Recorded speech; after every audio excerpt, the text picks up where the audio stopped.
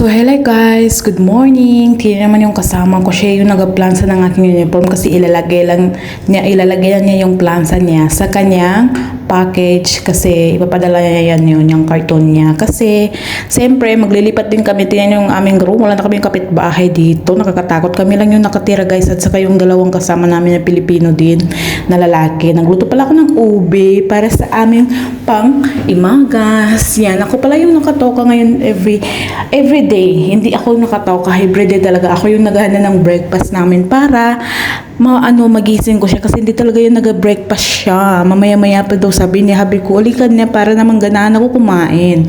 So, ganyan guys, no. Gusto ko lang kasi i-share yung buhay namin dito sa ibang bansa. Nag-work sa labas is hindi easy yung nag-work sa labas talaga guys. Lalong-lalo na kung wala kang budget, wala kang mautangan, wala kang kaibigan, is napakahirap mag-work po sa labas. Kaya yung meron ng work, maganda yung work sa bahay is huwag nang mag-isip magtrabaho sa labas kasi ang hirap-hirap sa labas.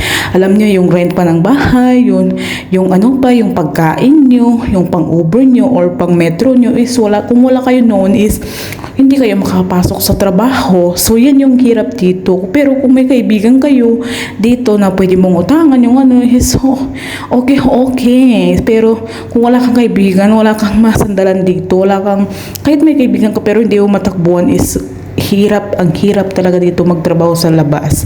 So yan guys, no, naghahanda na ako ng breakfast namin dalawa kasi nga kami lang yung nagtutulungan dito dalawa. Itong kasama ko, nagtutulungan talaga kami dalawa kapag wala ako. Siya yung nagabigay. Pag wala siya, ako nagabigay ng pamasahin niya, di ba? So, yan yung buhay dito talaga sa labas, guys. Minsan, mas better pa nga yung kadama, yung mas better pa yung sa sa loob ng bahay kasi wala kang isipin sa bahay mo every month na mabayaran at wala kang isipin na pagkain, wala kang isipin sa kung ano-ano, basta yung sweldo mo buo. Dito nako, minsan padala namin lang yung 700, 600, ganyan.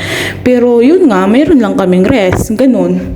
So, pwede naman mag-rest kapag nasa bahay ako, mabait yung amo mo. Kapag wala sila, pwede ka naman magnako ng tulog. Yun yung diskarte doon. Pag wala sila, pwede ka magnako ng tulog, pwede ka matulog, pwede ka mag-cellphone kung gusto mo mag-cellphone. Pag walang yung amo mo, kapag walang mata. Kasi mostly ngayon sa mga bahay ng mga Arabo is may mga mata ng dami-daming mata sa labas man, sa loob man, sa sala, ganyan. Ay, sige, that's all.